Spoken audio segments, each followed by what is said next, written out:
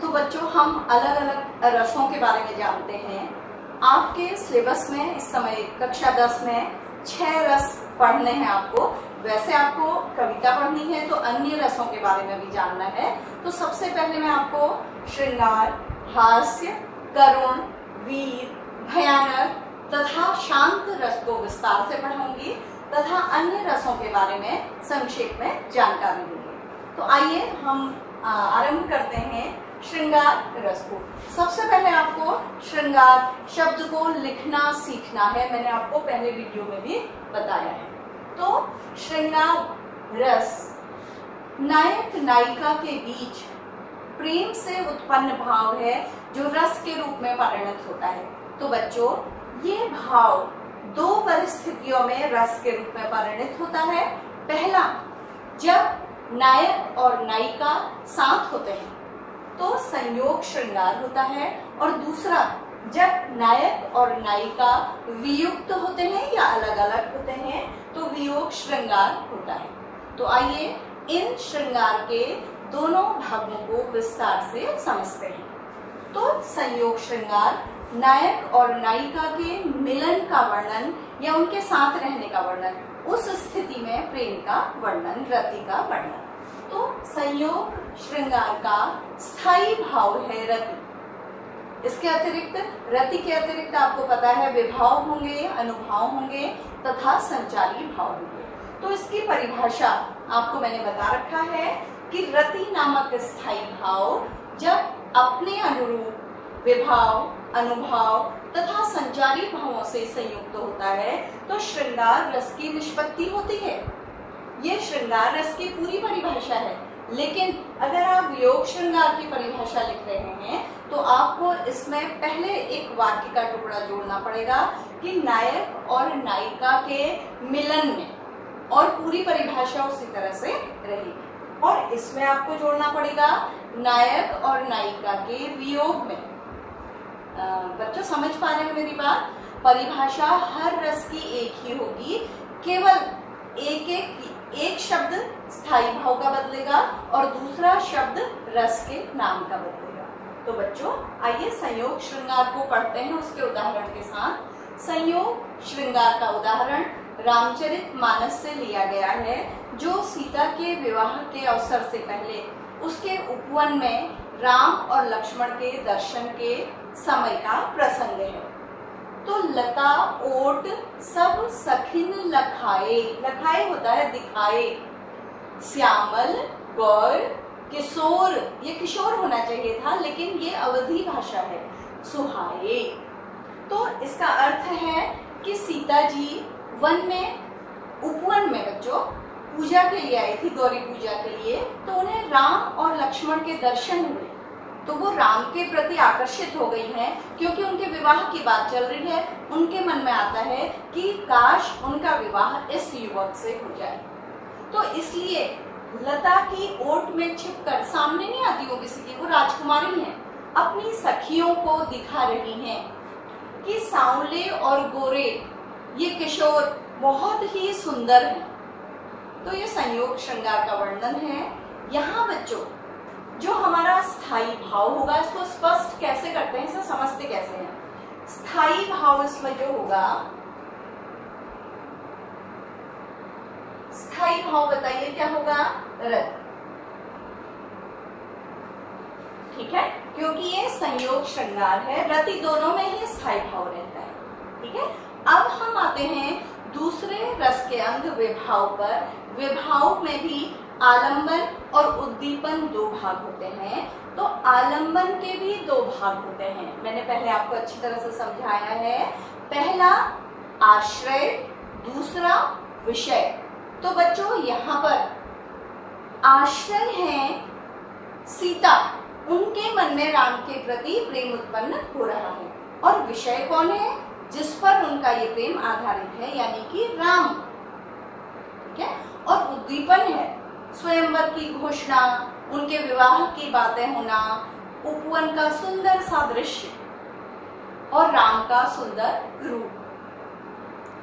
तो अनुभाव है, अनुभाव उसके पश्चात आता है। अनुभाव है सीता के द्वारा राम के रूप का वर्णन अपनी सखियों को दिखाना। और उसके पश्चात संचारी भाव होते हैं, छोटे छोटे भाव, जैसे सीता राम को देखकर ये चिंता कर रही होंगी कि उनसे धनुष टूटेगा या नहीं टूटेगा। वितर्क, उनके मन में तर्क चल रहा होगा कि अब क्या होगा। चिंता, स्मृति, अपने पिता के प्रण को याद करना। तो इस तरह के जो छोटे छोटे भाव इस स्थिति में उनके मन में आ जा रहे हैं, पानी के बुलबुलों की तरह बन रहे हैं और टूट रहे हैं, वो सब संचारी भाव या व्यभिचारी भाव हैं। तो आपको रस का ये उदाहरण समझ में आया होगा। इसे किस तरह से समझा जाता है ये समझ में आया। अब आइए हम वियोग श्रृंगार का उदाहरण लेते हैं। इसका भी स्थायी भाव होगा रति। इसमें परिभाषा में पहले क्या लगाया जाएगा बच्चों? नायक नायिका के वियोग होने पर। बस, और सारी परिभाषा बिल्कुल पहले की तरह ही हो। ठीक है, तो ये उदाहरण आपके लिए मैंने लिया है सूरदास का। अभी आपने सूरदास के कुछ पद पढ़े भी होंगे और मैम ने आपको रसों के बारे में भी निश्चित ही बताया होगा। तो बच्चों, जो वियोग श्रृंगार है उसका उदाहरण है निस दिन बरसत नैन हमारे, सदा रहती वर्षा ऋतु हम पर, जब ते श्याम सिधारे। तो बच्चों, इसका अर्थ है कि कृष्ण जब ब्रज को छोड़कर मथुरा चले गए थे, क्योंकि आपको पता है कि गोपियां उनसे बहुत प्रेम करती थी, तो उन्हें ब्रजभूमि अच्छी नहीं लग रही है। वो कह रही हैं कि रोज हमारी आंखें बरसती रहती हैं, यानी कि गोपियां रोती रहती हैं। हम पर हमेशा ही वर्षा ऋतु छाई रहती है। पृथ्वी में तो वर्षा ऋतु कितने में आती है? साल में एक बार। लेकिन गोपियां कह रही हैं कि उनकी आंखों में हमेशा वर्षा ऋतु होती है। और कब से? जब से कृष्ण यहाँ से मथुरा चले गए हैं। तो ये बच्चों, इसमें नायक और नायिका अलग अलग है। नायक है कृष्ण और नायिका कौन है? गोपियां। तो ये वियोग श्रृंगार का उदाहरण है। इसको अगर हम स्पष्ट करें तो स्थायी भाव है रति। दूसरे नंबर पर, दूसरे अंग पर हम आते हैं विभाव, जिसमें आश्रय है किसके मन में? वियोग श्रृंगार आ रहा है ये भाव, गोपियां। तो गोपियां आश्रय हैं और किस पर आधारित है बच्चों? आप भी सोचिए। कृष्ण, तो कृष्ण इसके विषय हैं और उसके पश्चात उद्दीपन है कृष्ण का चला जाना, ब्रजभूमि की छोटी छोटी वस्तुओं को देखकर कृष्ण की याद आना और कृष्ण की उपेक्षा करना। कृष्ण मथुरा जाकर अपने राजकाज में या अपने कार्यों में इतने व्यस्त हो गए थे कि वो गोपियों को याद तो करते थे लेकिन उनसे मिलने नहीं जा सकते थे। तो ये उद्दीपन विभाव हैं, जिनसे गोपियों के मन की जो रति भाव है वो रस के रूप में परिणत होने जा रहा है। तो बच्चों, इसके बाद अनुभव जो उसके पश्चात आता है, कृष्ण को याद करना, रोना, अपनी वियोग की स्थिति का वर्णन करना, ये सब अनुभव है।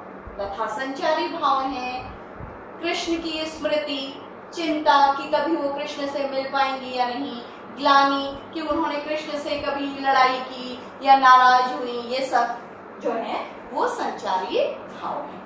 अब मैं आपको, ये तो हमारे सूरदास का पद था। रामचरितमानस में भी एक छोटा सा पद है कि जब सीता राम के पास नहीं होती हैं, रावण उनको चुरा कर ले जाता है, तो उन्हें जब बादल गरजते हैं आसमान में तो कैसा लगता है? तो वो कहते हैं कि घन घमंडी नभ गर्जनी घोरा, पिया हीन डरपत मन मोरा। पिया है सीता।